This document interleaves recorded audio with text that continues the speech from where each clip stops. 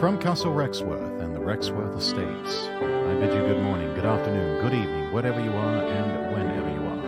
My name is Rexworth, Lord Rexworth, and I welcome you to Motivation Monday. Took a break from this for a little while to sort of mix things up and have some fun, just do some gameplay streams for a bit. Going to be picking this back up tonight, hopefully getting through an entire book tonight. I think there's enough material here that should be able to get it all in one go. If not, we'll pick it up possibly next week. But I'm going to be reading The Strangest Secret by Earl Nightingale. And I usually try to keep these streams archived only if the author has passed away and is no longer with us. So I think the copyright situation is such that we should be all right if we go ahead and keep this one archived. So in case you missed any portion of it, you can catch the VOD later on, and that will be available on Twitch and also later on YouTube. But do want to go ahead and plug the usual links. You can go to lordrexworth.com, that is lordrexworth.com, and you can find all of my links there for all of my platforms, particularly the Twitter page, twitter.com/Lord Rexworth. For the Throne page up, gifts are always appreciated. Check out throne.com/Lord Rexworth. I've got a Throne-powered shop, lordrexworth.store. That is lordrexworth.store. And then, let's see, we've also got the Ko-Fi page. You can go to ko-fi.com/Lord Rexworth. My comms are open. I've got 2 different voice packs available for sale at very reasonable prices, just in time for holidays, and custom comms open as well. So do submit your request, and we'll see what we can do on custom comms for recorded messages. And then let's see, do need to go ahead and mention our sponsors tonight. First one is Dubby. Stay hydrated and energized with Dubby. Go to dubby.gg. Use the code LordRexworth at checkout for 10% off your order. That's dubby.gg, code LordRexworth, all one word, at checkout. Get 10% off your order. We're also brought to you by the Cash App. Try the Cash App using my code. We'll both get $5 when you link a new bank account and send $5. Click that link there in chat. Cash App available on iOS and Android devices. And then we're also brought to you by NordVPN. Try NordVPN risk-free for 30 days. Take advantage of the special Christmas sale. Click that link there in chat and try NordVPN risk-free for 30 days. Keep yourself safe online and enjoy greater levels of privacy with NordVPN. And then finally, we are brought to you by Wise. Open your Wise account now. Spend like a local. Transfer between different currencies whenever you travel internationally. And spend like a local. Wise up, my dear nobles, with a little help from Wise. And with that, let's go ahead and get into our reading ASMR. This is called The Strangest Secret by Earl Nightingale. I'd like to tell you about the strangest secret in the world. Some years ago, the late Nobel Prize-winning Dr. Albert Schweitzer was being interviewed in London, and the reporter asked him, "Doctor, what's wrong with men today?" The great doctor was silent a moment, and then he said, "Men simply don't think. It's about this that I want to talk with you. We live today in a golden age. This is an era that man has looked forward to, dreamed of, and worked toward for thousands of years. But since it's here, we pretty well take it for granted. We in America are particularly fortunate to live in the richest land that ever existed on the face of the earth, a land of abundant opportunity for everyone. But you know what happens? Let's take 100 men to start, even at the age of 25. Do you have any idea what will happen to those men by the time they're 65? These 100 men who all start even at the age of 25 believe they're going to be successful. If you ask any one of these men if he wanted to be a success, he'd tell you he did, and you'd notice that he was eager toward life, that there was a certain sparkle to his eye, an erectness to his carriage, and life seemed a pretty interesting adventure to him. By the time they're 65, 1 will be rich, 4 will be financially independent, 5 will still be working, 54 will be broke. Now think a moment. Out of the 100, only 5 make the grade. Why do so many fail? What has happened to the sparkle that was there when they were 25? What's become of the dreams, the hopes, the plans? And why is there such a large disparity between what these men intended to do and what they actually accomplished? When we say about 5% achieve success, we have to define success. And here is the best definition I've ever been able to find. Success is the progressive realization of a worthy ideal. If a man is working toward a predetermined goal and knows where he's going, that man is a success. If he's not doing that, he's a failure. Success is the progressive realization of a worthy ideal. Rollo May, the distinguished psychiatrist, wrote a wonderful book called Man's Search for Himself. And in his book he says, the opposite of courage in our society is not cowardice, it's conformity. There you have the trouble today. It's conformity. People acting like everyone else without knowing why, without knowing where they're going. Now think of it. In America right now, there are over 18 million people 65 years of age and older. Most of them are broke. They're dependent on someone else for life's necessities. We've learned to read by the time we're 7. We've learned to make a living by the time we're 25. Usually by that time we're not only making a living, we're supporting a family. And yet by the time we're 65, we haven't yet learned how to become financially independent in the richest land that's ever been known. Why? We conform. And the trouble is that we're acting like the wrong percentage group, the 95 who don't succeed. Why do these people conform? Well, they really don't know. These people believe that their lives are shaped by circumstances, by things that happen to them, by exterior forces. They're outer-directed people. A survey was made one time that covered a lot of men, working men. And these men were asked, how do you work? Why do you get up in the morning? 19 out of 20 had no idea. If you ask a male, he'll say everyone goes to work in the morning. And that's the reason they do it. Because everyone else is doing it. Solartone, welcome in. Welcome in. How are you?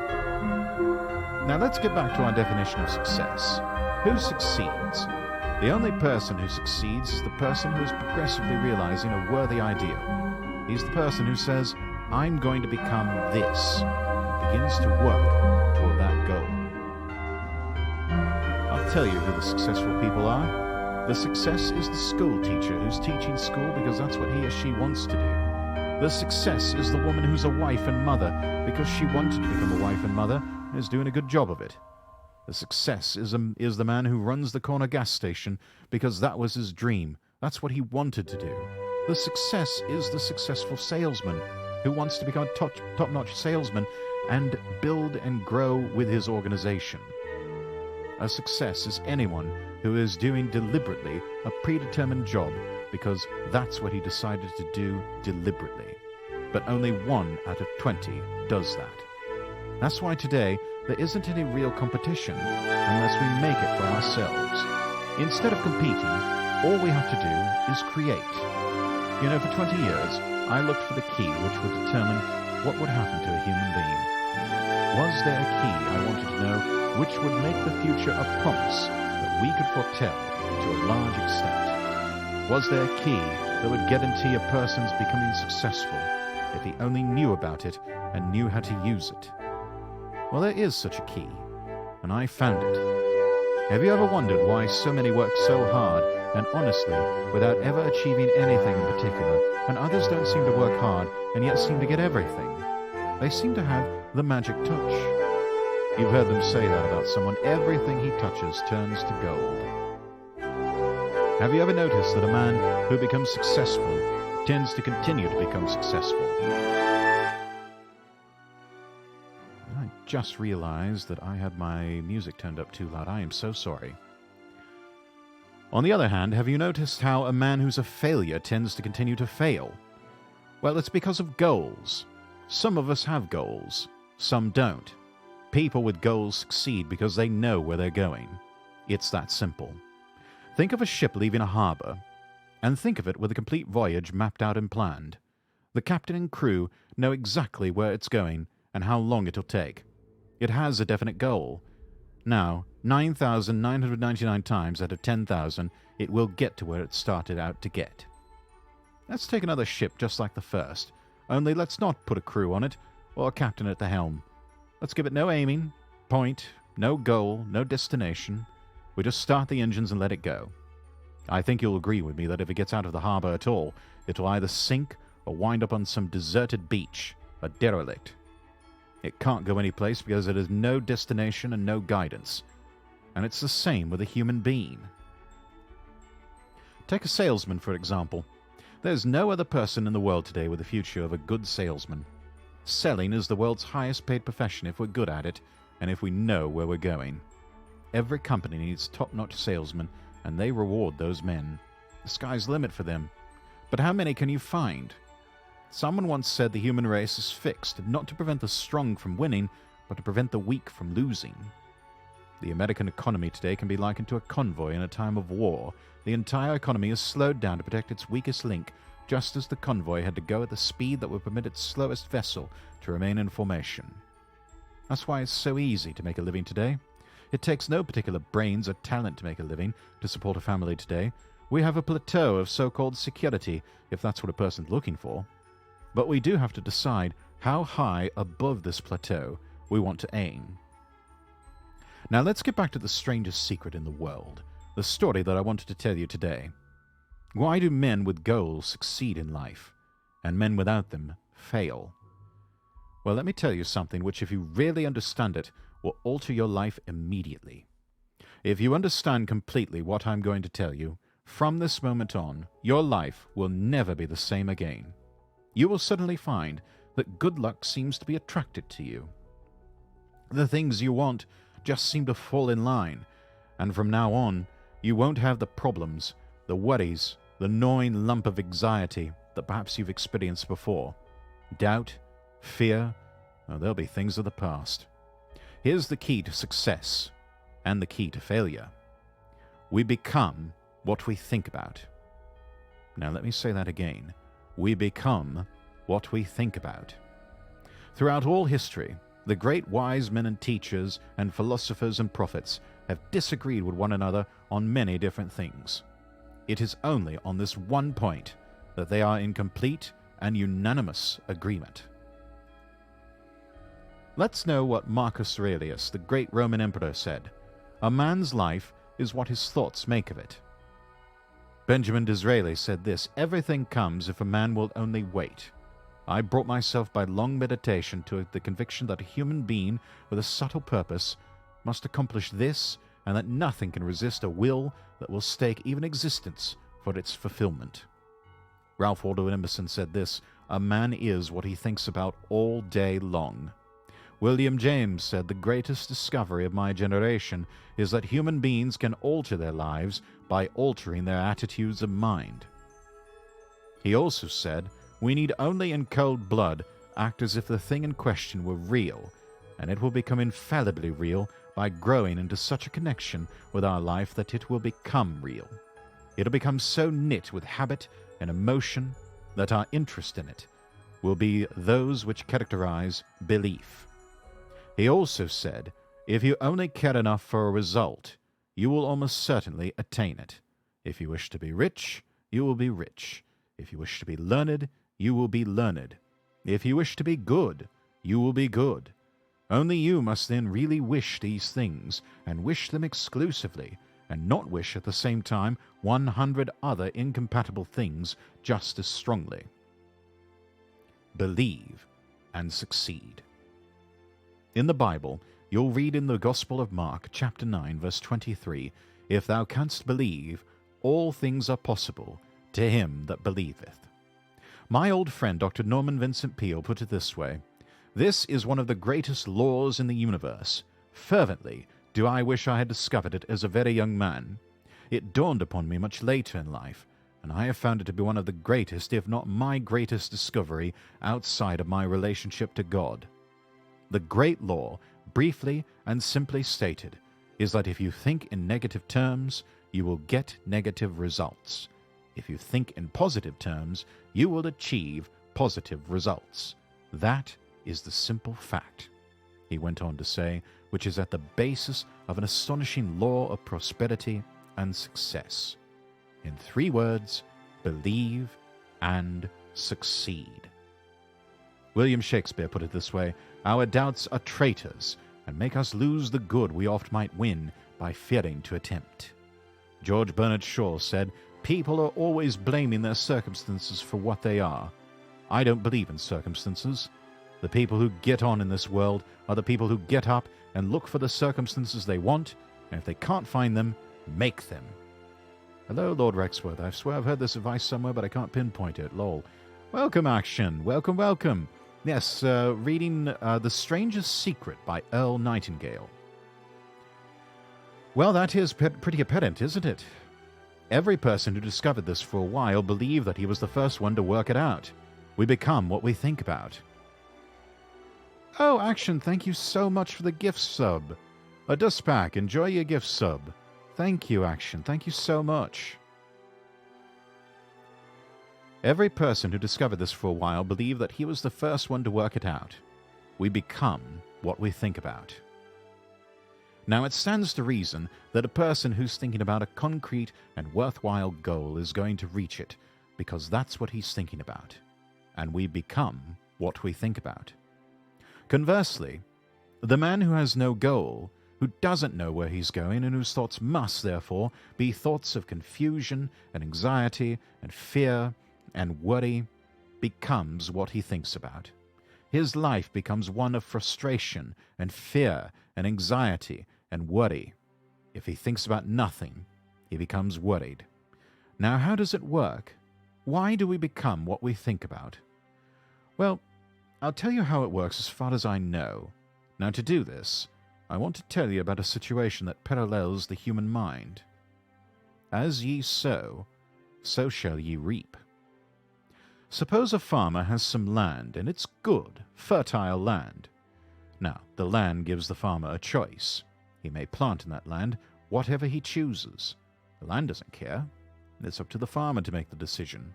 Now remember, we're comparing the human mind with the land because the mind, like the land, does not care what you plant in it. It will return what you plant, but it does not care what you plant. Now, let's say that the farmer has 2 seeds in his hand. One is a seed of corn. The other is nightshade, a deadly poison. He digs 2 little holes in the earth and he plants both seeds. One corn, the other nightshade. He covers up the holes, waters and takes care of the land. And what will happen? Invariably, the land will return what's planted. As it is written in the Bible, as ye sow, so shall ye reap. Now remember, the land does not care. It will return poison in just as wonderful abundance as it will corn. So up come the 2 plants, one corn, one poison. The human mind is far more fertile, far more incredible and mysterious than the land, but it works the same way. It doesn't care what we plant. Success, failure, a concrete worthwhile goal or confusion, misunderstanding, fear, anxiety, and so on. But what we plant, it must return to us.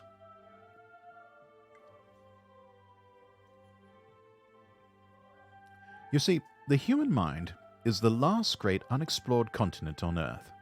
It contains riches beyond our wildest dreams. It will return anything we want to plant.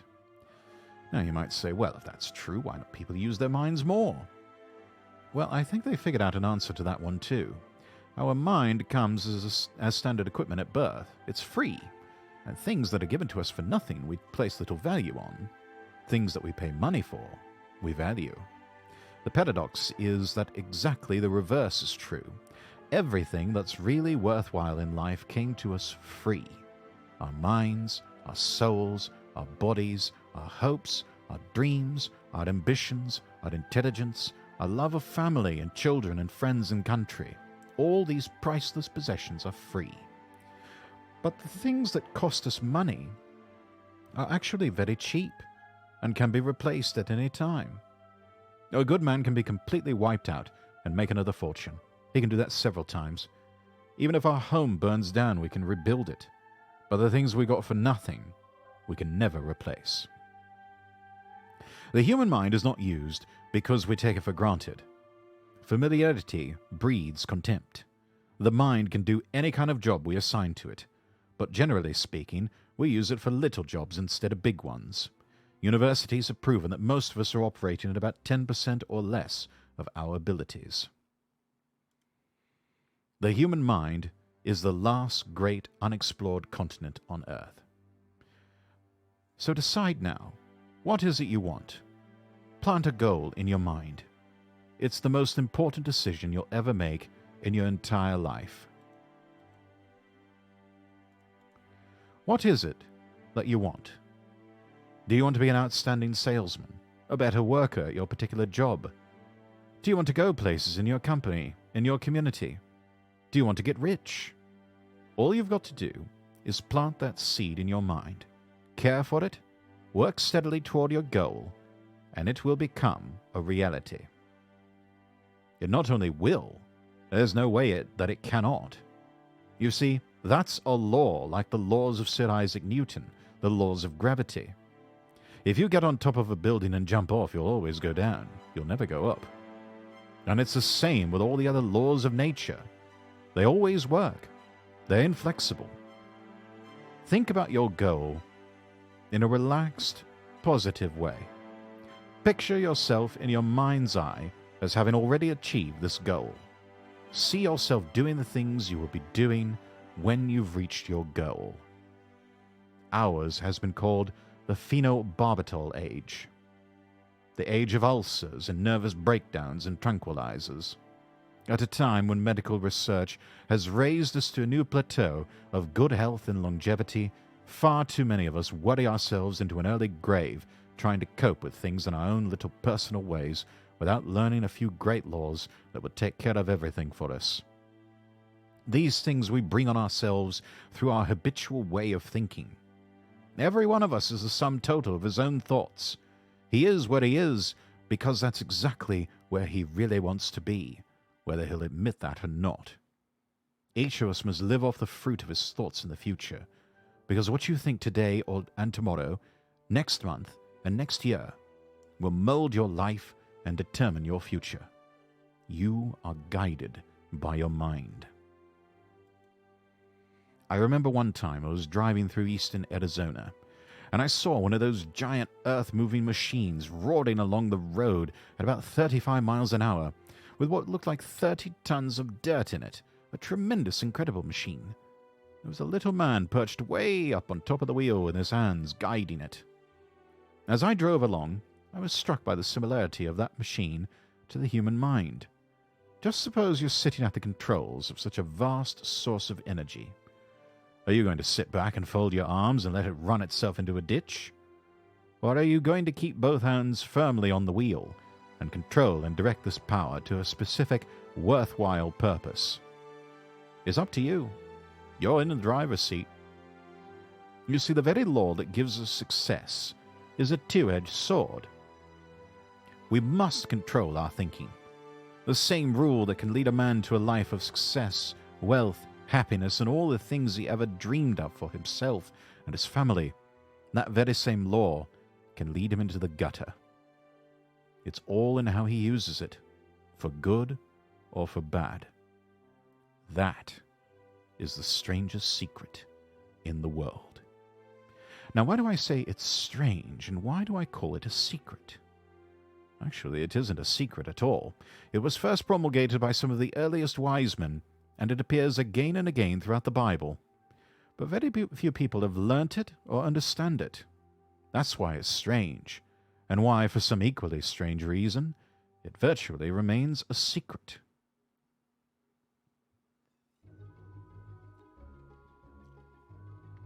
I believe that you could go out and walk down the main street of your town and ask one man after another what the secret of success is, and you probably wouldn't run into one man in a month who could tell you.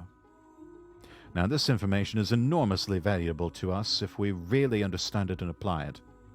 It's valuable to us not only for our own lives, but the lives of those around us, our families, our employees, our associates and friends. Life should be an exciting adventure. It should never be a bore. A man should live fully, be alive. He should be glad to get out of bed in the morning. He should be doing a job he likes to do because he does it well. One time I heard Grove Patterson, the great late editor-in-chief of the Toledo Blade, make a speech, and as he concluded his speech, he said something I have never forgotten. He said, "My years in newspaper business have convinced me of several things. Among them, that people are basically good, and that we came from someplace and we're going someplace, so we should make our time here an exciting adventure. The architect of the universe did not build a stairway leading nowhere. The greatest teacher of all, the carpenter from the plains of Galilee, gave us the secret time and time again. As ye believe, so shall it be done unto you." I have explained the strangest secret in the world and how it works. Now I want to explain how you can prove to yourself the enormous returns possible in your own life by putting the secret to a practical test. I want you to make a test that will last 30 days. It isn't going to be easy, but if you give it a good try, it will completely change your life for the better. Back in the 17th century, Sir Isaac Newton, the English mathematician and natural philosopher, gave us the natural laws of physics, which apply as much to human beings as they do to the movement of bodies in the universe. One of these laws is that for every action there is an equal and opposite reaction. Simply stated as it applies to you and me, it means that we can achieve nothing without paying the price. The results of your 30-day experiment will be in direct proportion to the effort you put forth. To be a doctor, you must pay the price of long years of difficult study. To be successful in selling, and remember that each of us succeeds to the extent of his ability to sell.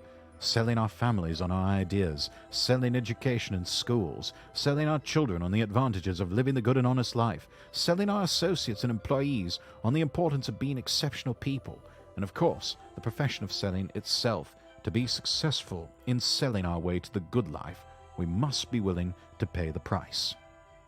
Now, what is that price?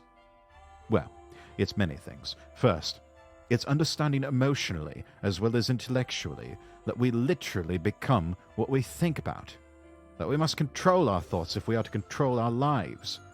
It's understanding fully that as ye sow, so shall ye reap. Second, it's cutting away all fetters from the mind and permitting it to soar as it was divinely designed to do. It is the realization that your limitations are self-imposed and that the opportunities for you today are enormous beyond belief. It is rising above narrow-minded pettiness and prejudice. Third, it's using all of your courage to force yourself to think positively on your own problem. Set a definite and clearly defined goal for yourself, and let your marvelous mind think about your goal from all possible angles. Let your imagination speculate freely upon many different possible solutions. Refuse to believe that there are any circumstances sufficiently strong enough to defeat you in the accomplishment of your purpose. Act promptly and decisively when your course is clear, and to keep constantly aware of the fact that you are, at this moment, standing in the middle of your own acres of diamonds, as Russell Conwell used to point out. Fourth, save at least 10% of every dollar you earn. It is also remembering that no matter what your present job, it has enormous possibilities if you are willing to pay the price. The price of success. 1. Understanding that thoughts are things, and that you must control your thoughts in order to control your life. 2. Realizing that limitations are self-imposed, and that you must cut yourself free from them. 3. Summoning all your courage to think positively on your problem. Establish a definite goal. Allow your imagination to creatively reflect on various possible solutions, and act promptly and decisively when your course is clear. 4. Saving at least 10% of your earnings. 5. Remembering that no matter what your present job, it has enormous possibilities if you're willing to pay the price. Now let's just go over the important points and the price each of us must pay to achieve the wonderful life that can be ours. It is, of course, worth any price. You will become what you think about. Remember the word imagination and let your mind begin to soar. Courage. Concentrate on your goal every day. Save 10% of what you earn. Action. Ideas are worthless unless we act on them. Now, I will try to outline the the 30-day test that I want you to take. Keep in mind that you have nothing to lose by taking this test, and everything you could possibly want to gain. There are two things that may be said of everyone. Each of us wants something, and each of us is afraid of something. I want you to write on a card what it is you want, more than anything else. It may be more money. Perhaps you'd like to double your income or make a specific amount of money. It may be a beautiful home. It may be success at your job. It may be a particular position in life.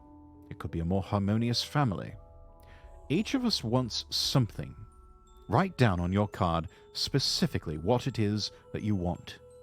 Make sure it's a single goal and clearly defined. You needn't show it to anyone, but carry it with you so that you can look at it several times a day. Think about it in a cheerful, relaxed, positive way each morning when you get up, and immediately you have something to work for, something to get out of bed for, something to live for. Look at it every chance you get during the day and just before going to bed at night. As you look at it, remember that you must become what you think about. And since you are thinking about your goal, you realize that it will soon be yours. In fact, it is yours, really, the moment you write it down and begin to think about it. Look at the abundance all around you as you go about your daily business. You have as much right to this abundance as any other living creature. It is yours for the asking. Now, we come to the difficult part. Difficult because it means the formation of what is probably a brand new habit. New habits are not easily formed. Once formed, however, it will follow you for the rest of your life.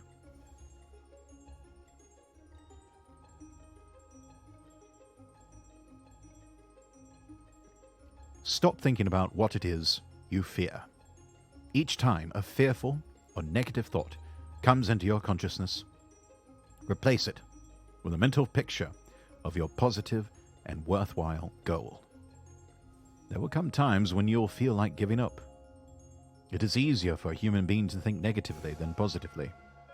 That's why only 5% are successful. You must begin now to place yourself in that group. For 30 days, you must take control of your mind. It will think about only what you permit it to think about.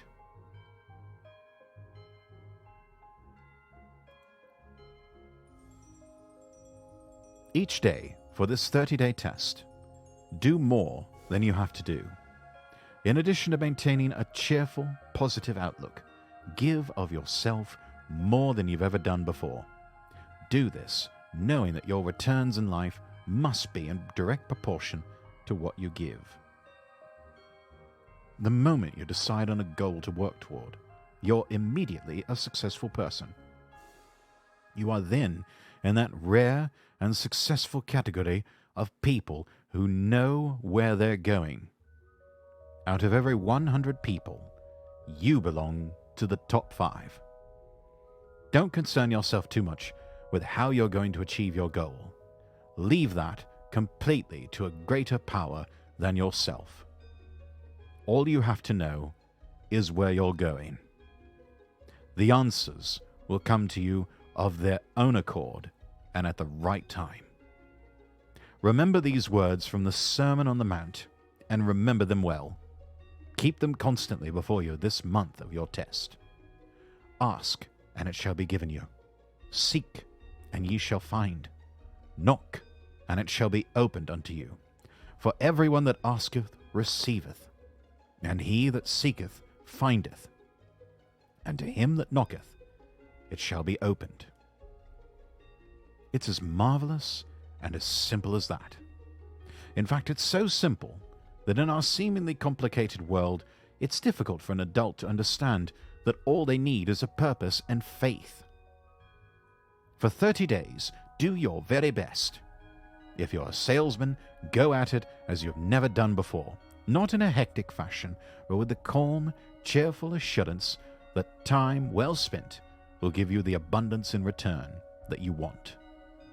If you're a homemaker, Devote your 30-day test to completely giving of yourself without thinking about receiving anything in return, and you will be amazed at the difference it makes in your life. No matter what your job, do it as you've never done before for 30 days. And if you have kept your goal before you every day, you will wonder and marvel at this new life you have found. Dorothea Brande, the outstanding editor and writer, discovered it for herself and talks about it in her fine book, Wake Up and Live. Her entire philosophy is reduced to the words, act as though it were impossible to fail.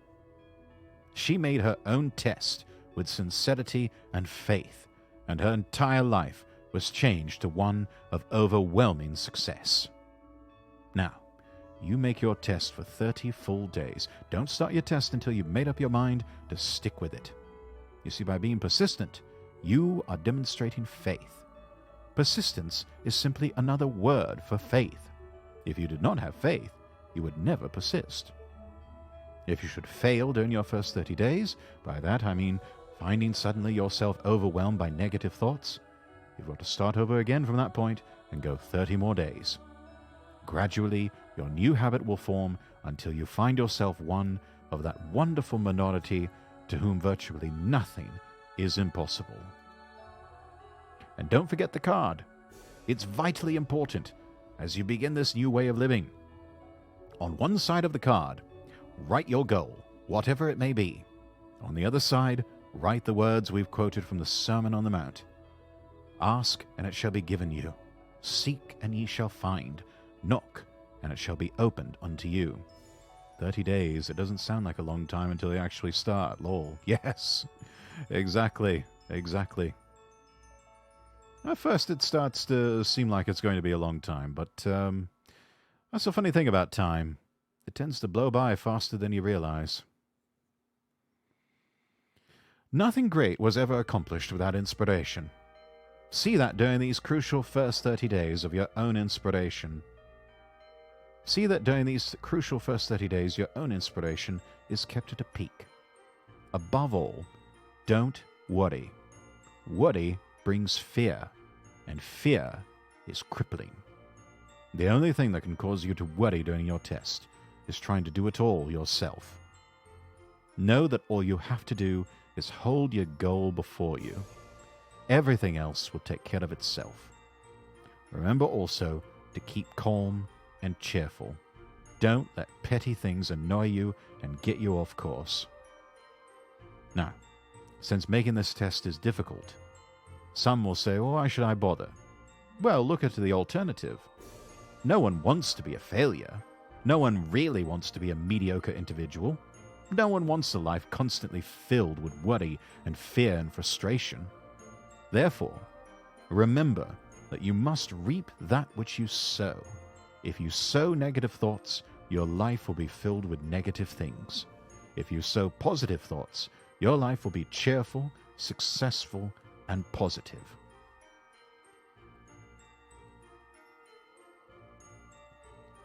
Now, gradually you will have a tendency to forget what you've heard with this book on this recording.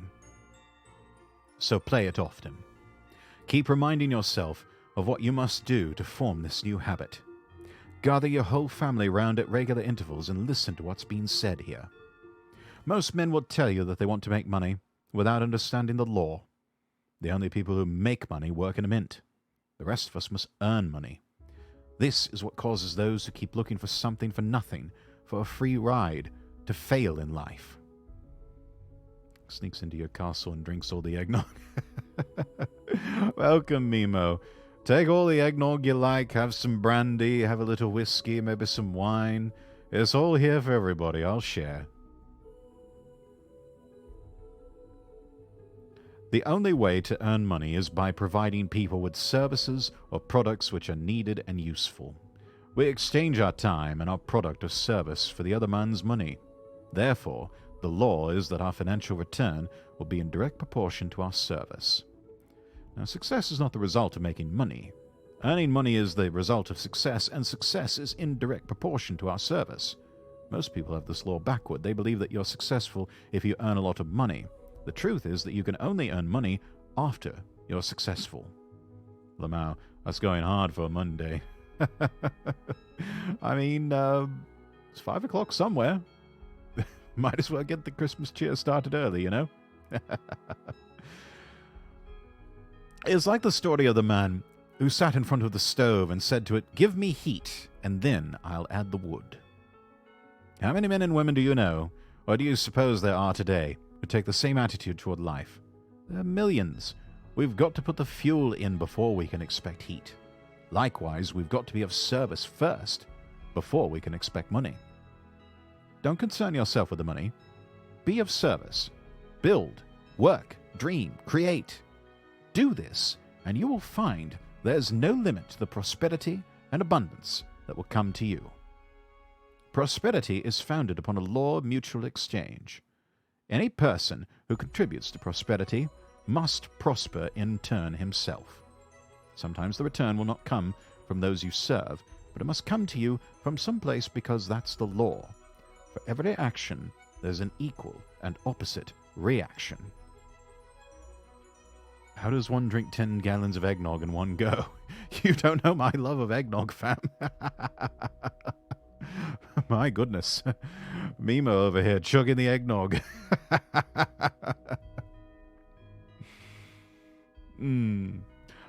Let's see. Sometimes the return will not come from those you serve, but it must come to you from someplace because that's the law. For every action, there's an equal and opposite reaction.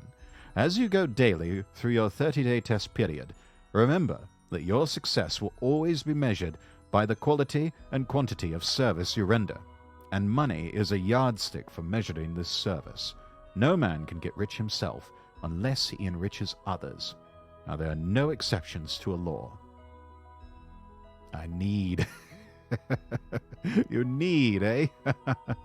I'll take as much as you like.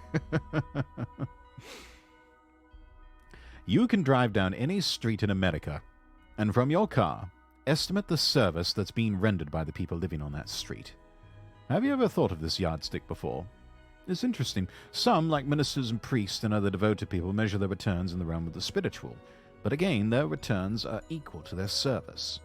Once this law is fully understood, any thinking person can tell his own fortune. If he wants more, he must be of more service to those from whom he receives his return. If he wants less, he has only to reduce his service. This is the price you must pay for what you want. Honestly, I'm vibing to this reading. Well, I'm glad you enjoy it, Mimo. Again, this is called The Strangest Secret, and it's by Earl Nightingale. Classic piece of literature.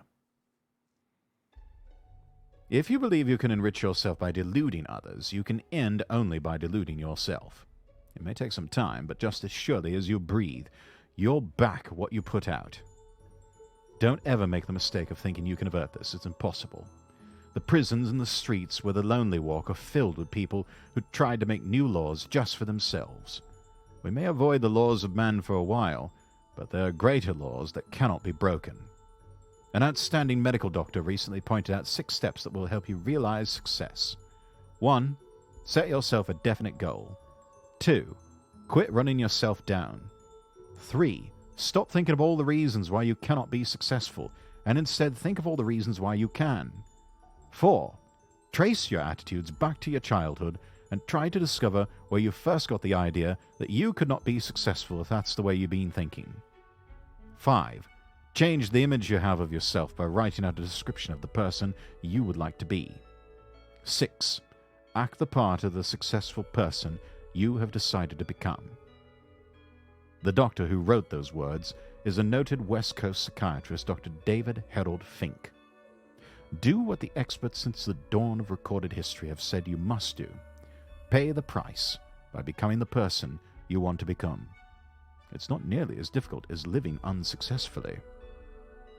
Make your 30-day test, then repeat it again. Each time it will become more a part of you, until you'll wonder how you could have ever lived any other way. Not to be confused with the noted East Coast psychiatrist. Yes, exactly. Live this new way, and the floodgates of abundance will open and pour over you more riches than you may have dreamed existed. Money?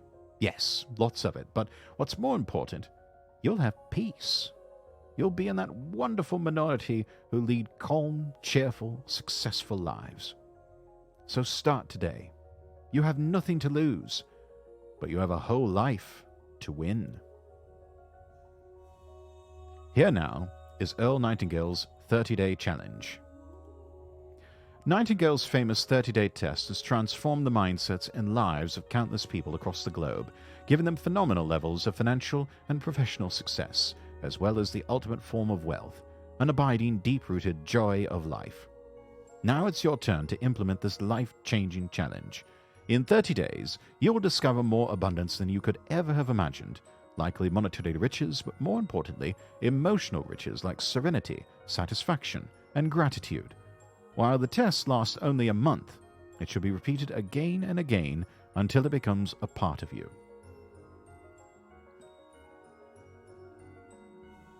Nightingale's challenge addresses two facets of the human condition: our core desires as well as our basic fears.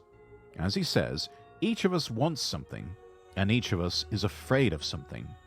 This reality undergirds his philosophy of individual achievement, which is grounded in the science of the mind, namely the notion that thoughts are things, and when you change your thoughts, you change your reality.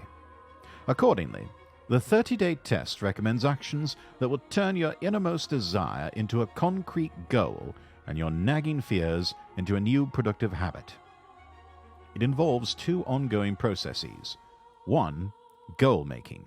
Write on a card what it is you want more than anything else.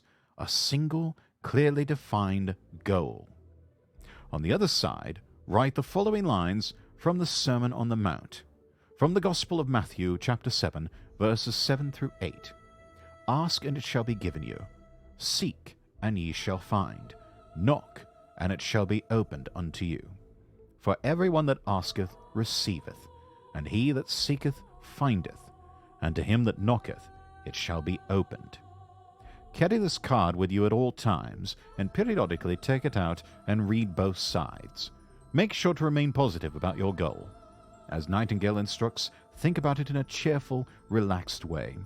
He further advises, as you look at it, remember that you must become what you think about, and since you're thinking about your goal, you realize that soon it will be yours.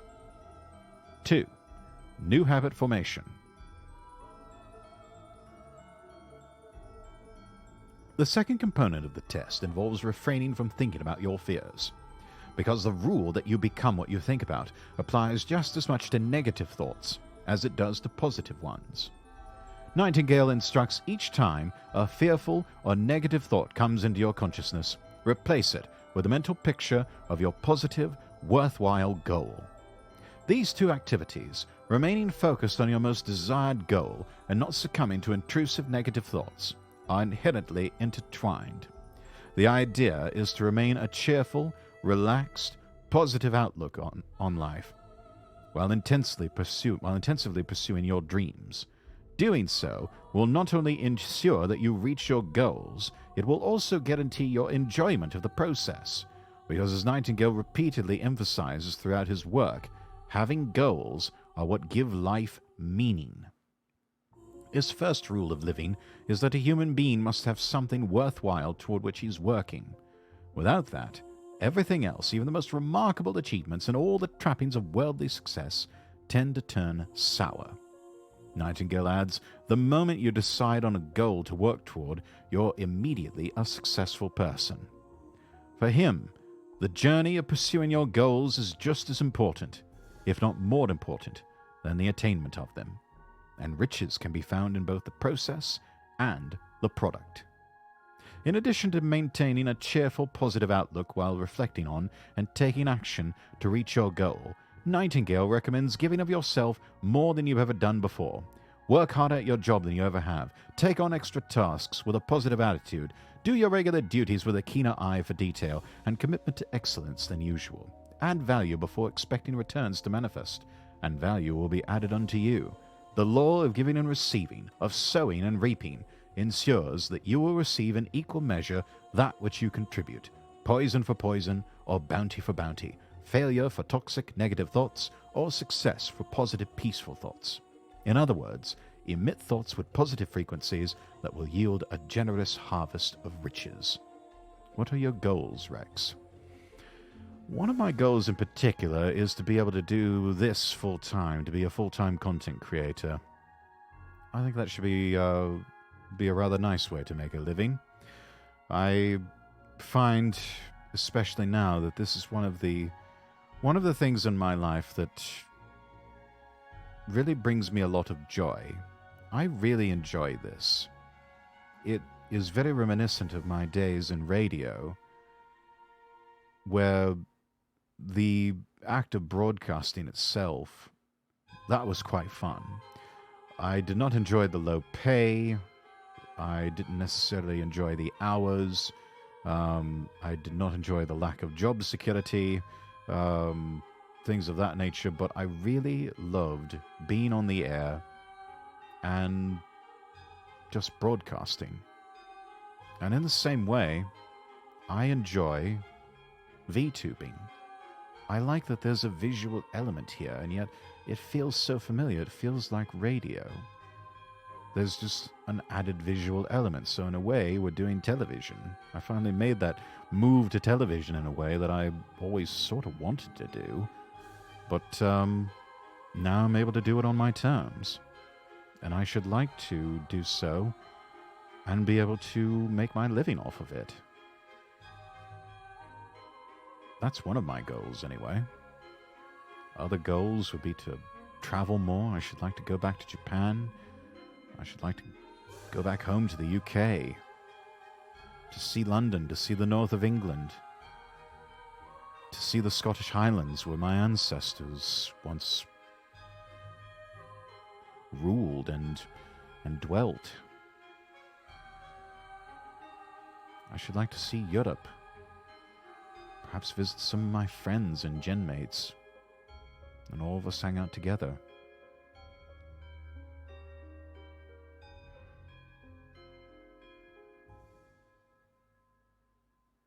And really, I should like to fall in love again.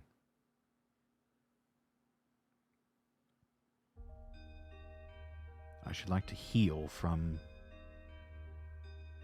the heartbreak of a rather painful and abrupt divorce.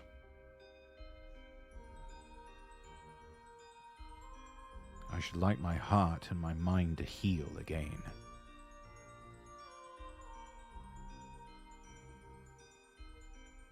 And I should like to find someone and fall in love once again.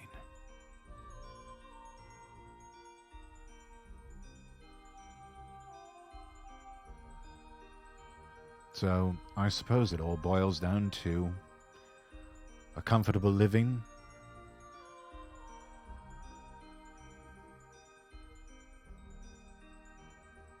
some journey, an adventure, and love. If I had to distill it down, that would be it. Get the money, get the honey. Well, I'm certainly trying.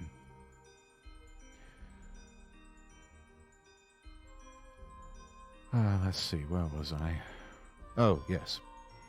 Note that if at any point in the 30 days you vocalize a negative thought, you must start over again from that point and go 30 more days. Starting your 30-day test.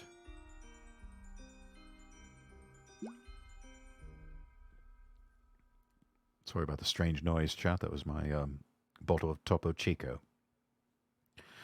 In order to begin your 30-day challenge, you must decide upon a concrete goal to pursue.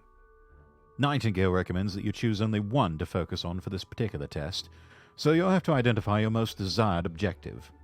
Nightingale provides the following questions to help you determine what it is you truly want in life. 1. If you could completely change places with any other person in the world, would you do it? And who would that person be? 2.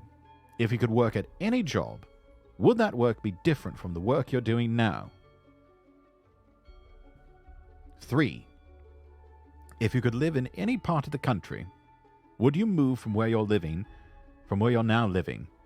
And if so, where? 4. if you could go back to age 12 and live your life from that point over again, would you do it? And what will you do differently? Nightingale notes that most people will answer no to all 4 questions, even when they're generally dissatisfied with their present lives, which in his mind explains their unhappiness. For goals are what give our lives purpose and direction. Go ahead and think critically upon each of these questions.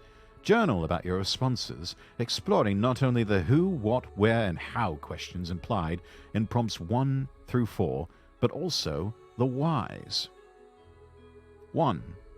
If you could change places with someone, why that particular person? What is it about his or her life that you would like to emulate? Can you identify in one sentence or even one phrase what that person has that you desire? 2. If you would choose a different profession, why that specific career? What qualities about that career make it desirable to you? Are any of these qualities present in your current job that could be further developed? What is your most desired job title, and why? 3. If you would like to move to a different location, why that particular location? What aspects of that location make it ideal for your home? Are any of these qualities present in other locations, including your current one? Or do you simply desire a different home in the same general location? 4. Why would doing that particular thing in your life over again, differently, make a difference? What was it about that action or event that you did not like? What were its consequences? Why would the alternate scenario you'd imagined in the above prompt have produced better results? Based on your answers to these questions, rank on a scale of 1 to 6, 1 being most desired and 6 being least desired, the areas of your life in which you most desire change. Wellness, finances, career, location, personality, relationships. After selecting the department of living upon which you'll focus your 30-day test from the list above, find the correlating prompt below to help write your concrete goal statement on the front side of your reminder card. Remember, your goal statement should be one concise sentence that clearly defines a specific goal. Use one or more of the questions in the category of your choice to formulate your unique goal statement. Wellness. 1. How do you define health or wellness? 2. If you imagine yourself living at the peak level of wellness, what does that involve? 3. How does your current lifestyle differ from the lifestyle required for your ideal state of wellness? 4. What are you willing to sacrifice to reach your wellness goal?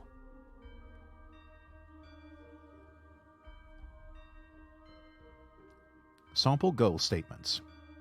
I desire increased wealth/wellness in my life, which entails blank. In blank years or months, I would like to blank. Lose blank pounds, take up blank sport or mindfulness regimen, transition into veganism, etc. Don't know if I'd recommend transitioning into veganism, but hey, different strokes for different folks. Finances. 1. What is the salary that would make you content, comfortable, or overjoyed? Write an exact number. 2. Do you have any debt that you would like cleared? How much does this debt amount to? In how many years would you like to pay off this balance? How will you feel when you clear this debt? 3. How much money would you like to contribute to savings each month? Or what other investments would you like to make? 4. What large item would you like to purchase?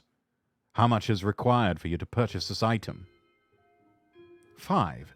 How much money would you like to give annually or monthly to philanthropic purposes? To what causes would you contribute your funds? Why do you value these causes? 6. What are you willing to give up to reach your financial goal? Sample goal statements. In blank years, I would like to make blank and be able to contribute blank annually to charities like blank and blank. In blank years, I would like to pay off blank in debt and be making blank per year.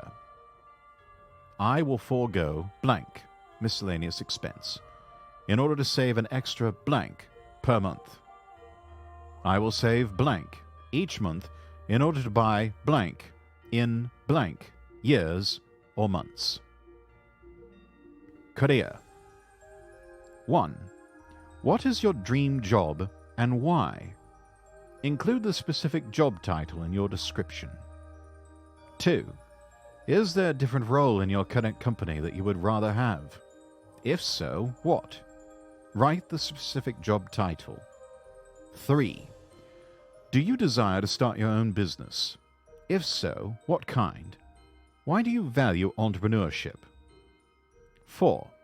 If your dream job is in a different field than your current one, what education or training will be required for you to change professions? Or who could mentor you in your desired industry? 5. In how many years would you like to make this job change? 6. What are you willing to sacrifice to reach your professional goal? Sample goal statements. In blank years, I would like to be the blank at my current company. In blank years, I would like to start my own blank company because blank. In blank years, I would like to switch professions to blank, which means that I will need to seek training in blank. Location. 1. Where in the world would you most like to live and why? 2. Can you do your current job in this location, or would you need to change careers? What else would be required to move to this other place? 3.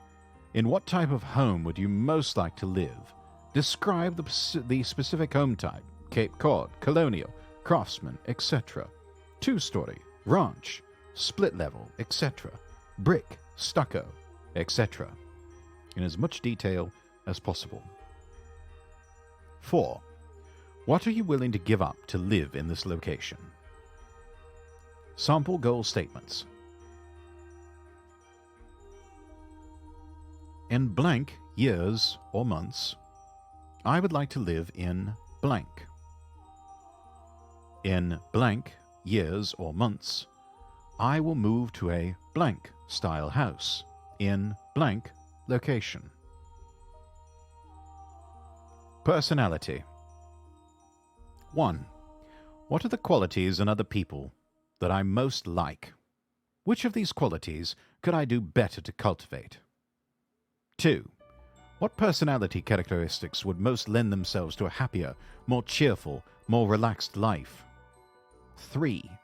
What am I willing to change about my current life to adopt a more pleasing, both to self and to others, personality? Sample goal statements.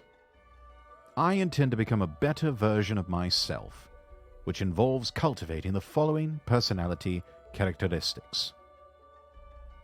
Write them down. Every day, I will remain calm, positive, and grateful, approaching each challenge as an opportunity for growth and success. Relationships. 1. How can my current relationships be improved? 2. What relationships are currently absent from my life that I would like to cultivate? 3. What am I willing to sacrifice to develop, repair, or improve these relationships? Sample goal statements. In blank years or months, I will find my future spouse or partner by blank. In blank years or months, I will strengthen my relationship with blank, which will require blank.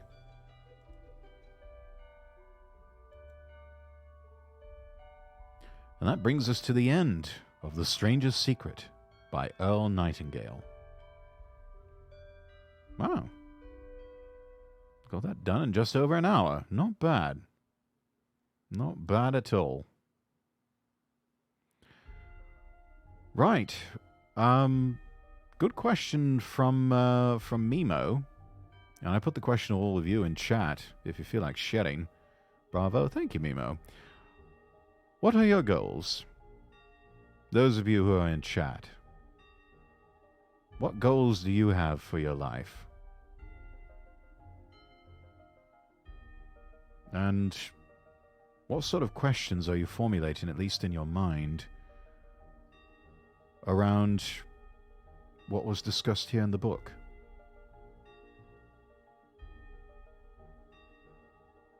I should be very interested to hear what sort of goals that everyone has for themselves. Whether it's goals for their career, goals for relationships, goals for money, for travel, for where they'd like to live, or where they'd like to journey to.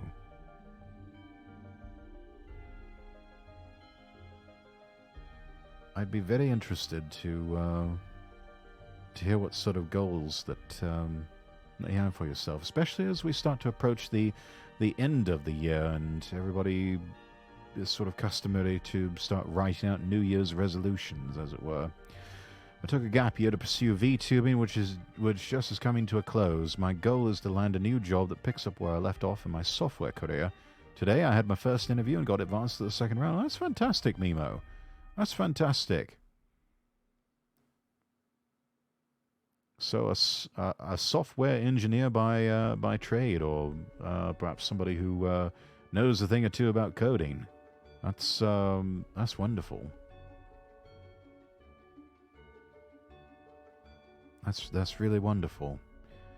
I recently just had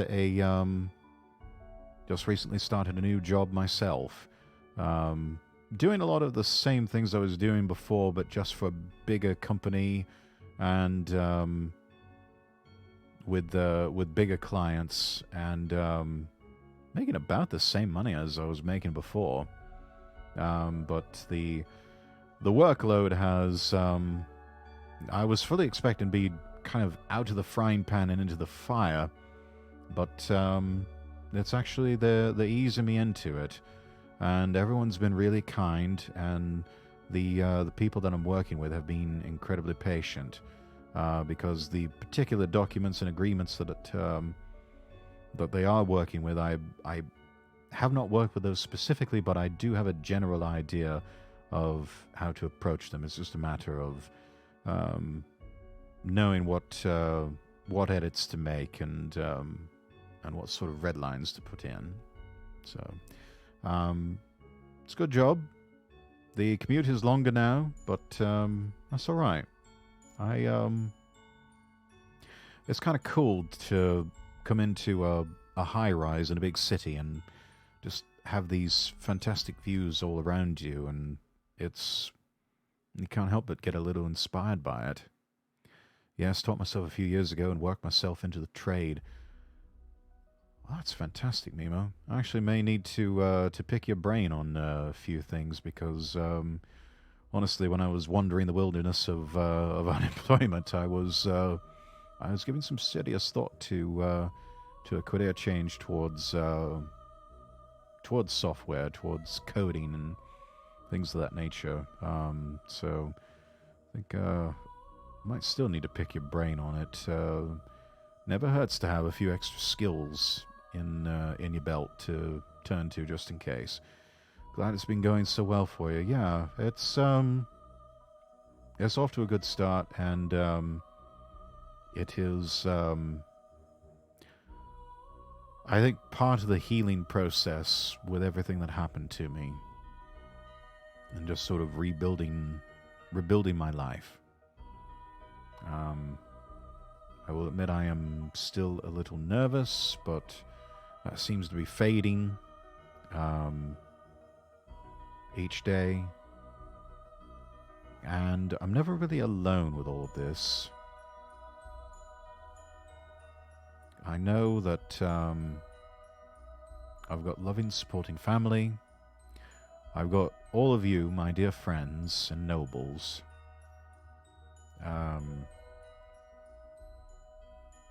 I've got my gen mates with Project Astadia now. It's been an absolutely huge, huge blessing.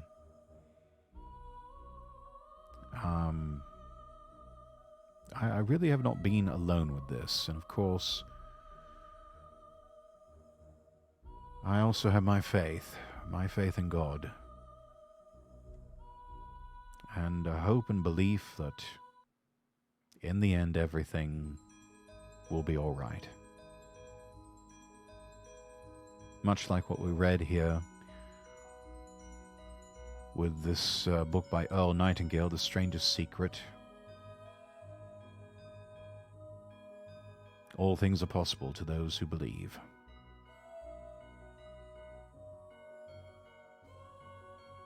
And it's very reassuring to know that there have been people in my church community, with the church that I attend with my family, that have been praying over me, who have been thinking about me. And I actually talked with our pastor on this past Sunday. And yeah, two of us in the congregation, they have everyone has been just praying over rather fervently to get a fresh start and find gainful employment. And I was one of those people. Pastor called it an early Christmas miracle. And you know, I tend to agree. It arrived just in time. And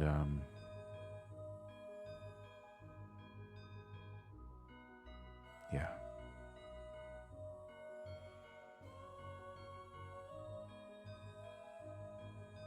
Everything's going to be all right. So, nobles, whatever it is that you might be going through right now, just keep that in the front of your mind. Everything's going to be all right. If you will hang on to that sort of attitude of expectancy, it will manifest in your life. Because as we've read here tonight in The Strangest Secret, we become what we think about. We become what we focus on.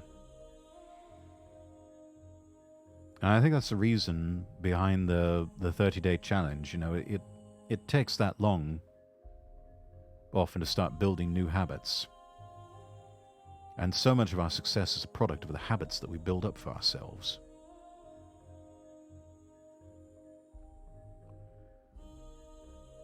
There's actually a good book that I can recommend, having read it myself, or listened to the audiobook version anyway.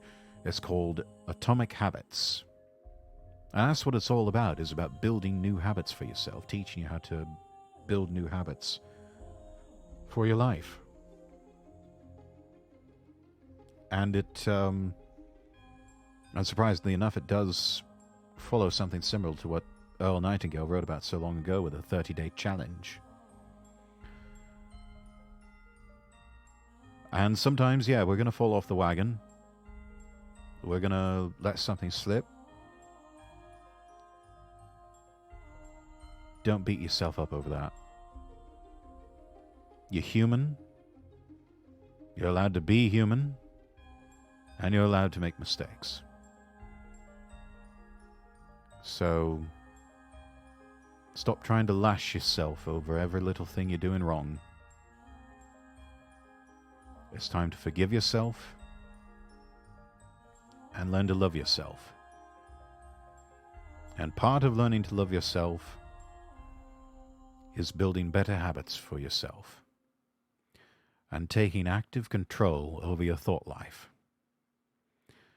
I think so many of us endure unnecessary suffering because we allow every little thought to just impulsively come in and start putting down roots, to start living rent-free in our heads. And I wrote about this on Twitter. You are the landlord of your mind. You decide who stays and who goes. Because that's your mind. It's not the other thought's mind. It's not someone else's mind. It's not something else's mind. It's yours. That means you've got dominion over it. You're the one in control. You have the power. It's just a matter of exercising it. And it does take practice. But it can be done. And oftentimes that's the practice right there. The learning of that mental discipline is just catching those thoughts. Just Takame Things, thank you so much for the follow. Welcome, welcome. Oftentimes it's just taking control and being aware of the thoughts that are coming through your mind.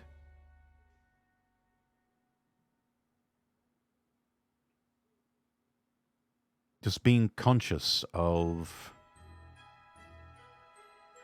the thoughts that are coming through your head and sifting and filtering through them to find out, well, is this a positive thought? Is this a neutral thought? Is this a negative thought? Vibing tonight, having a chill time? Might vibe to CFAX later, I don't know. I have no idea who or what CFAX is, but alright.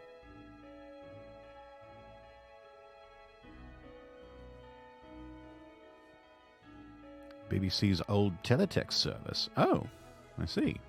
Oh, glad I could bring up old fond memories of that. Yeah, but it's oftentimes building those habits of learning to take active control of your thought life is just being aware of the thoughts that are coming through your head and learning to filter and sort and file them accordingly to identify them. It's sort of like what they call the IFF system. You know, whenever you're playing video games, sometimes if you've got like a first-person shooter or something, you'll have a crosshair that's in the center of your screen, and that's usually what you can target and shoot at, whatever it might be. Well, the targeting reticle with a lot of games can sometimes turn green or turn red or even just stay neutral. Green, traditionally, is supposed to represent that that's a friendly. You're not supposed to fire on a friendly. But a red that's an enemy. And very often, whatever is coming up as red in the IFF system is shooting back at you. The same thing with our thought life. We have to activate our internal IFF system, identify friend or foe, and target each of the thoughts that come through our mind accordingly. To just be aware and listen to it and just sort of notice what it is that we're thinking about. And if your internal IFF system is reading green, identifying that as a friendly or positive thought, well then yeah, keep dwelling on that. Those things that are good, true, and lovely, and of good report. But if it's something that is perhaps bringing you anxiety, making you angry, making you sad, whatever it is, you need to identify that. Now, there are certain things that we have to unpack, and we've got to process and deal with those things. But we as humans are not meant to just keep dwelling on negative things all throughout our day. That can only wear you down and just eventually take its toll on your mental, emotional, and even physical health. And so if you find yourself, you've got these worrying thoughts in your head, like I had them today about how well I'm doing at my job. It's just become a matter of being aware of that and saying to those thoughts, no, I'm not going to dwell on you, and you're not welcome here. You have to leave now. And that can help sometimes. I just know it because YouTube recommendations kept giving me analog TV shutdown compilation vids, brought me over to CFAX vids. Interesting. Very interesting. Amazing what you can find if you go down the YouTube rabbit hole.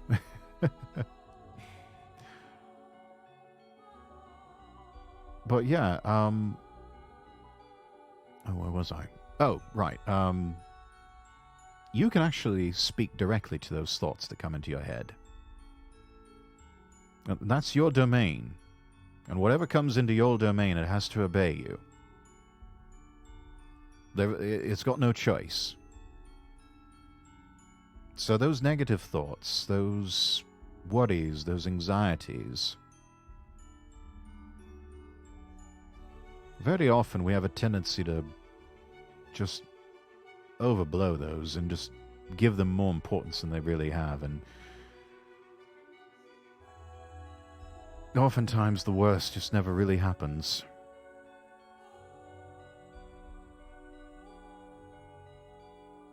It's like one of the sayings that I like to repeat most often: fear is a liar. And oftentimes a product of the father of lies himself, the devil. Fear is basically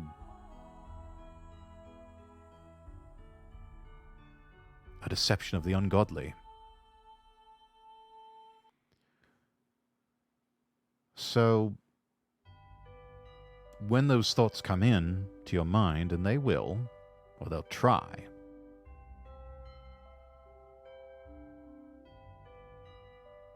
it almost helps to imagine in your mind's eye those fears.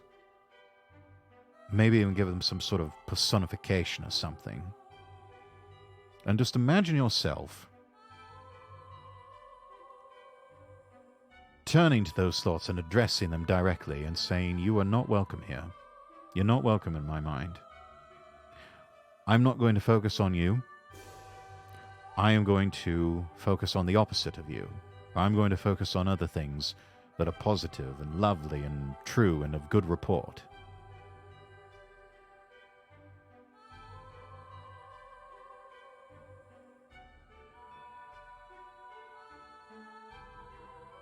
And as it is said in Scripture, whatsoever is good and true and lovely of good report, think on those things. And when you do that, you'll find that they manifest just as surely as if you were to continue to dwell upon the negative. We become what we think about. We manifest what they think about. Some people call that the law of attraction. Other people call it the law of expectancy or expectant faith. Some people just refer to it quite simply as the law of faith. That which you pursue and you focus on, that is considered an exercise in faith. So what are you exercising your faith for? Is it the good, the true, the lovely? Or is it the negative? I mean, really do an audit of your thoughts. What are you thinking about?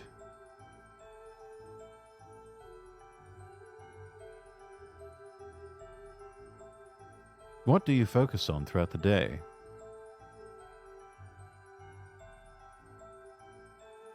Is it the good, the true, the lovely, that which is positive? Or do you tend to focus more on the negative, on your fears, your anxieties?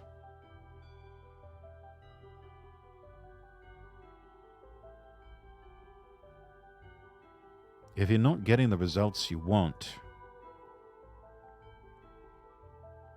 it may be, at least in part, because of what you focus on in your mind and in your heart. And I say this not to condemn anybody or to call anyone out or to put anyone down. I'm just as guilty of it as anyone else.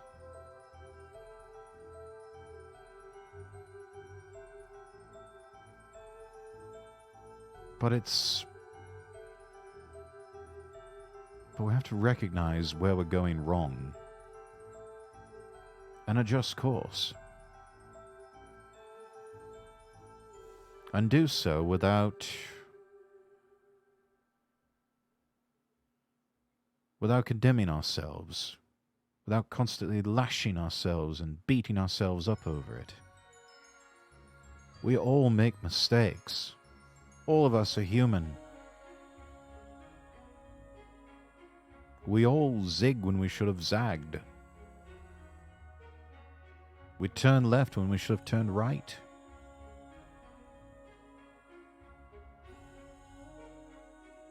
We dwelt on something a bit too much when we should have been thinking about something completely different, or perhaps just being grateful for something.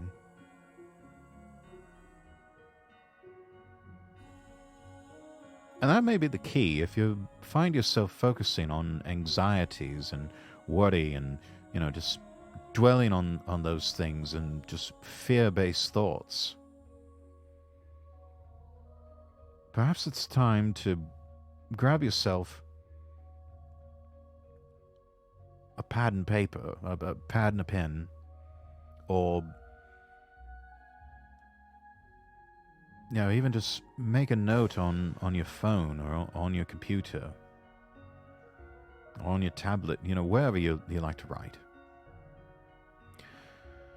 And take stock of all the things that you have in your life to be grateful for. And we have a lot to be grateful for in this day and age. I know these are not the easiest times, and life certainly doesn't seem like it's getting easier for a lot of people, but there's still a lot of things for each and every one of us to be grateful for. I am grateful for my family, for my friends, for all of my colleagues in my day job, and also my genmates in Project Astaria. I'm grateful that I have my health, that I still can see with both of my eyes, my legs still work, that I still have full dexterity in my hands. I'm grateful for a sense of taste, that I can taste the lime flavoring in this bottle of Topo Chico here that I'm using to stay hydrated.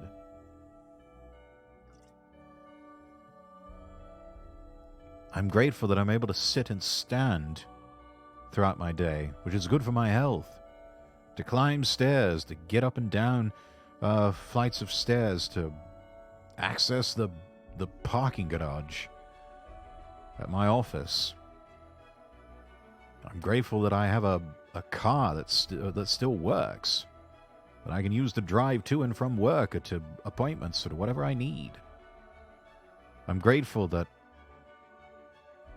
I've got a roof over my head, that I've got food that I can eat,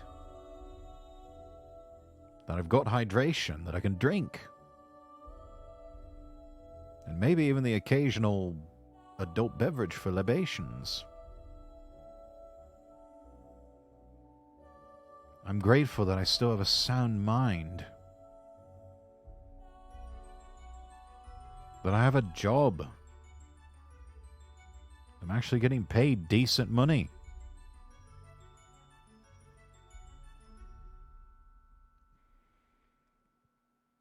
I'm grateful that there are people who actually want to stop by my stream and listen to what I have to say. That was the one thing in my radio days I really wondered if anyone cared, because I was constantly talking to a wall in a studio that was about the size of a small closet.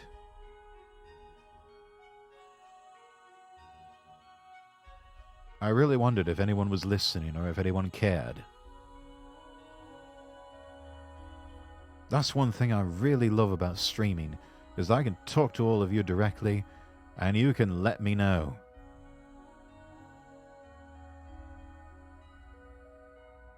What it is that you're thinking about, the questions that you have. I love hearing from all of you.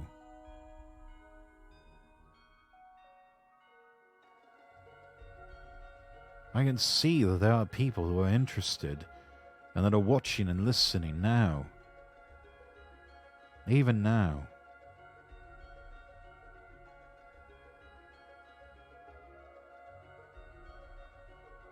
And some of you have even reached out to me in DMs and told me, Rex, you have been having a positive impact on our lives. You have helped us. Even if only to be someone who encourages us.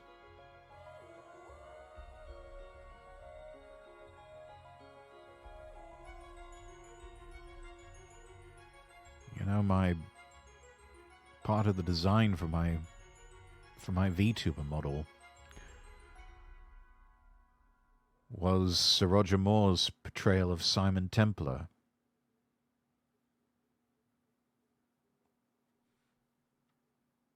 AKA the Saint.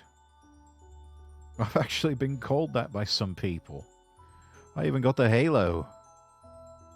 See? I've even got those, I think, as a sound redeem somewhere.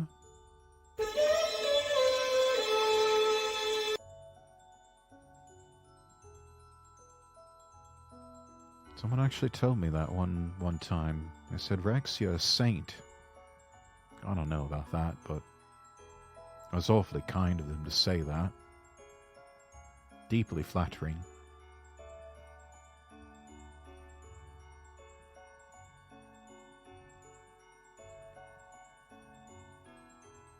There's enough negative going on in the world. We don't need to dwell on it. I've tried not to dwell on it. I've tried to be a source of humor and entertainment and even inspiration, especially with streams like this with Motivation Monday and with Sanctus Ecclesia on Sundays.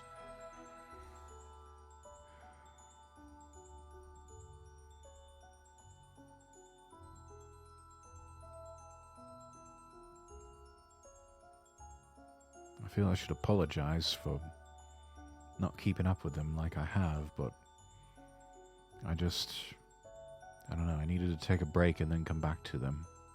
I hope all of you will understand. It's hard sometimes, I know.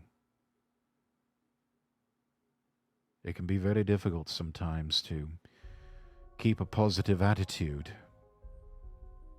when it just sometimes feels like there's just so much negativity weighing you down. But really, that is when we need to dig our heels in and say, no, we're not going to let circumstances and other things rob us of our joy. I choose to be happy. I choose to remain positive in spite of circumstances, in spite of adversity. I choose to remain optimistic that everything's going to be all right. Because it's worked for me so far.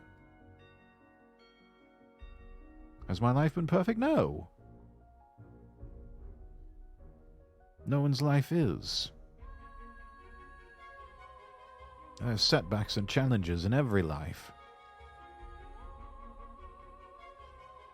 To expect that never to happen is not to be realistic. That's to delude yourself. It's how you deal with them, how you respond to those crises.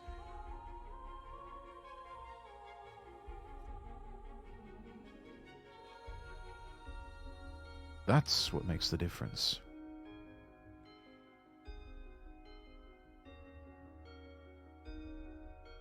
I honestly think the thing that really got me this new job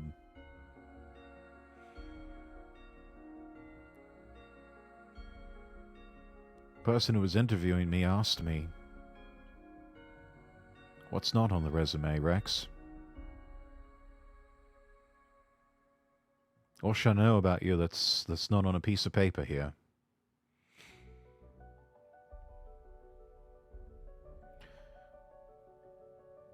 And I think what really just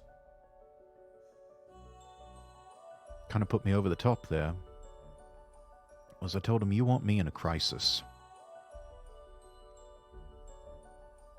When it feels like the whole world's burning down around you, you want me there, working alongside you. Because when it really mattered, when lives were literally in the balance, when human life was at stake, in my life and in my working life, I stayed calm and I got the job done. And I did it well.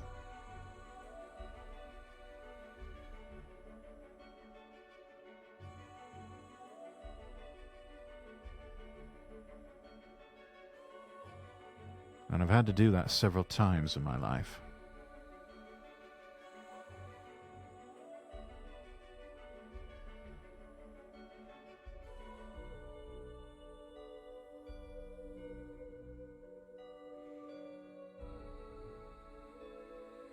I think that's ultimately what clinched it for me.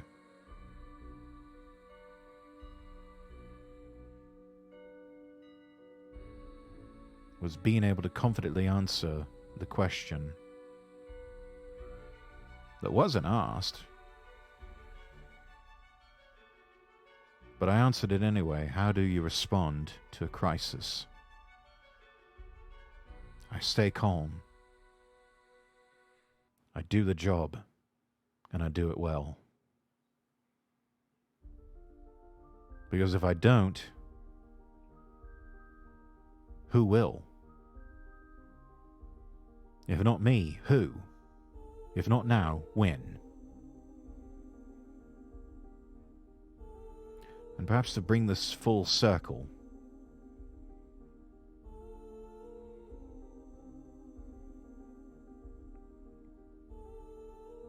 maybe there's something in your life you want to change for the better.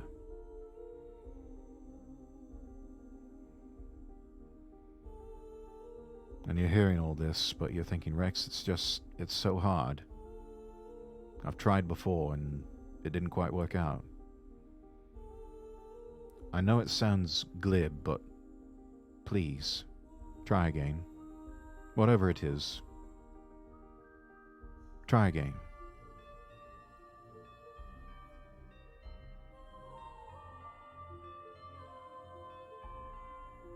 Because if not you, then who? If not now, when? It might as well be you. And it may as well be now.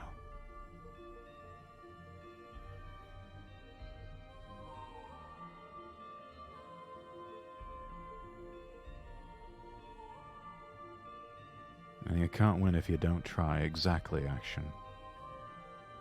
Exactly. You have to at least try.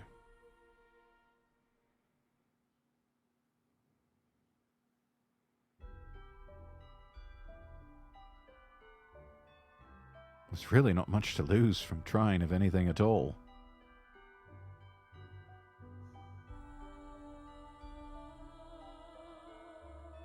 But Rex, what if it doesn't work out? What if it does work out? But what if I fail again? What if you succeed this time?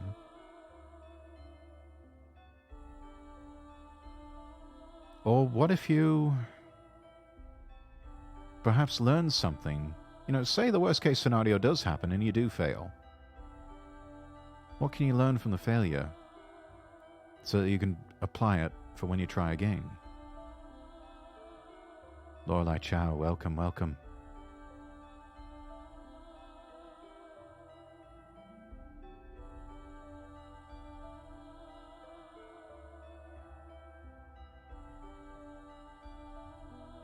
And maybe that's another thing. Maybe you've been putting something off.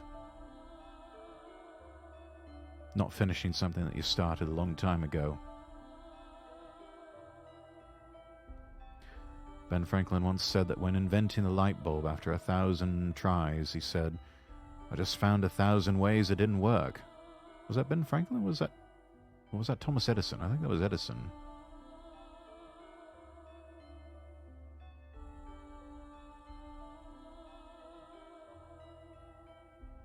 You're right, it was Edison.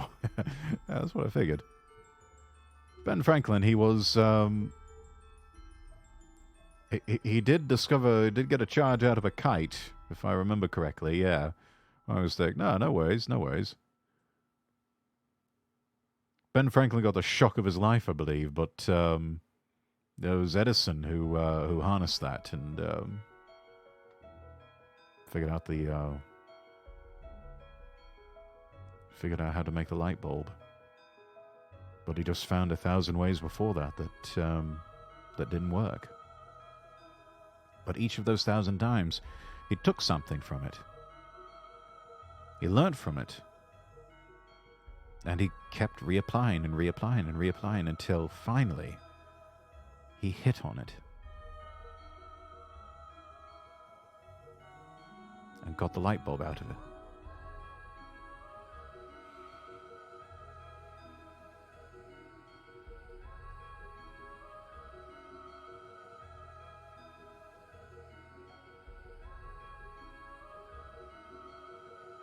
So what have you started that you haven't finished in life? Whatever it is, may I encourage you to please take that chance, take that risk, and go finish what you started.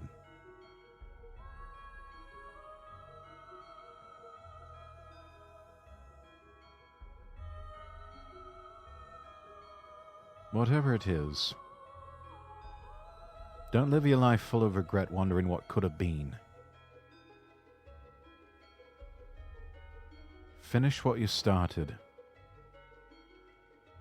Drawing is definitely one of those things I've started, but it's taken an age to get better at.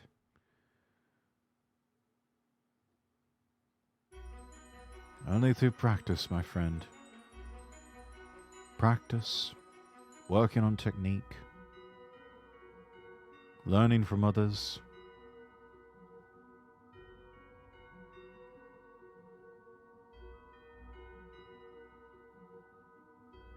I'll bet you're already amazing at it, Action.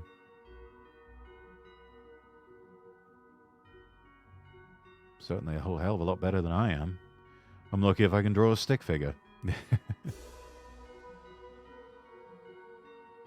I really admire those who know how to draw, who know how to create lovely works of art. I watch people like the VTuber who's creating my emotes, the adorable tuna. She's got an incredible talent. One of my co-anchors and the co-host and co-founder of the Ahoy Tetris Challenge, Natsunami. I've seen her art streams before. She's absolutely brilliant. I watched her draw her own emotes on stream. I couldn't help but marvel at how wonderfully intricate they were. All that work, all that detail for something that's going to get shrunk down to a small little square on a screen. But then when you zoom in on the macro, it's a work of art. Better than it was yesterday, that's for sure, lol. But yeah, practice makes consistency, and I'm the same. I envy those who can draw fantastic looking stuff without even trying.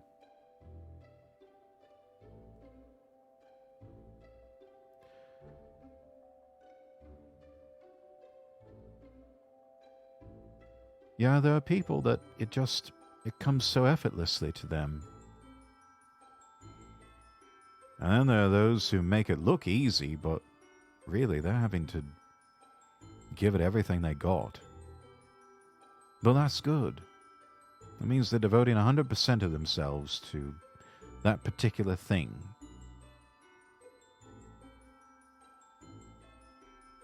And it's wonderful to see the result.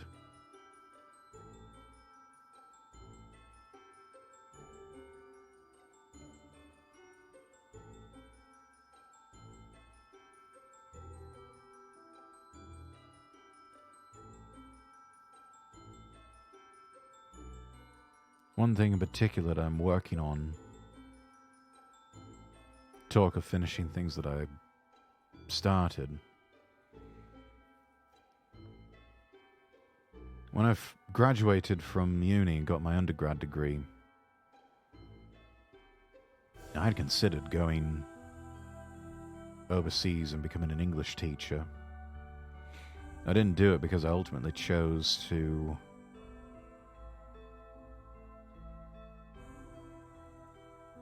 go off to business school and get my MBA. And now I'm coming back to it. And giving it some serious thought still.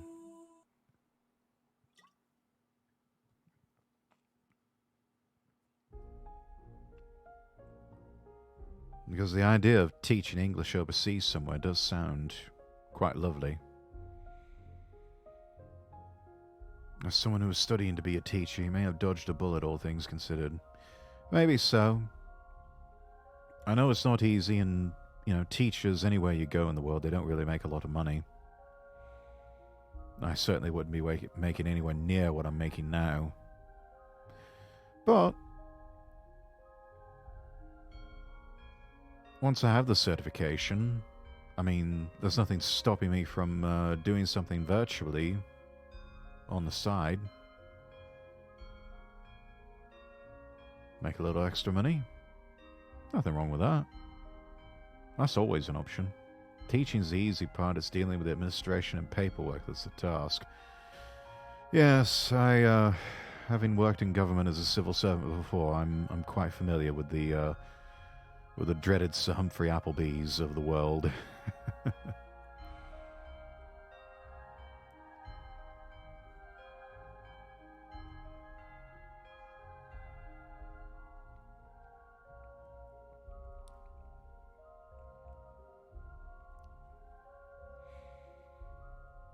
Right. I think we'll go ahead and leave it off there, everyone. If you haven't already, post this in chat. Do join the Castle Rexworth Discord if you haven't already. Keep in touch with me whenever I'm not streaming. Give me a follow on Twitter. Twitter.com/Lord Rexworth. All links available at the website lordrexworth.com. That's lordrexworth.com. Go to the throne page. Gifts always appreciated, never required by his lordship. Throne.com/Lord Rexworth. Then got the throne powered shop, lordrexworth.store. Lordrexworth.store. And then my comms are open, as you saw with the Ko-Fi message. Ko-Fi link is ko-fi.com. Coffee, excuse me. I keep wanting to call it Ko-Fi. Because it looks like Ko-Fi. K-O. Ko. F-I. Fi, like Wi-Fi. But apparently it's coffee, so we got to call it a coffee. Get me a coffee. ko-fi.com/Lord Rexworth, or just click the link there in chat. My comms are open. You can order custom voice messages from me. Also got voice packs.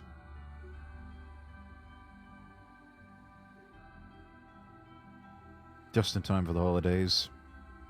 It does for me. I'm always confused whether it's coffee or Ko-Fi. I thought it was Ko-Fi. It looks like Ko-Fi, but I'm told it's supposed to be coffee. Not sure why they couldn't just spelled it coffee, like the way it's supposed to be spelled, but I guess they just had to be a bit clever about it or something. I don't know. Anyway, there it is. Support me by buying me a coffee. Buy a voice pack while you're there.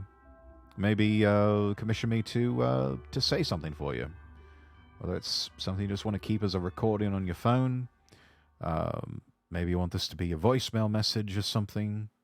If you still get voicemails. I mean, who calls each other anymore? I mean, really? Unless, of course, you're like me in the world of VTubing, in which we kind of live and breathe through Discord calls and messages. Anyways, all that is there. LordRexworth.com. LordRexworth.com. And with that, let's see. We need to find somebody to raid.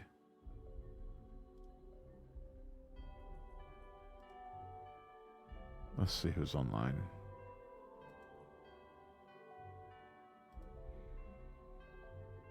Any of my gen mates on?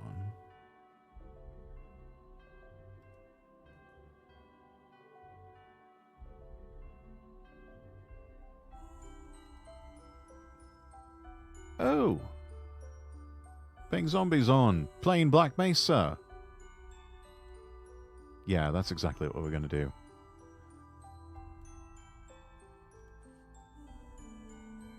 There's plenty of Castle residents streaming, so take your pick. Indeed. Indeed, indeed.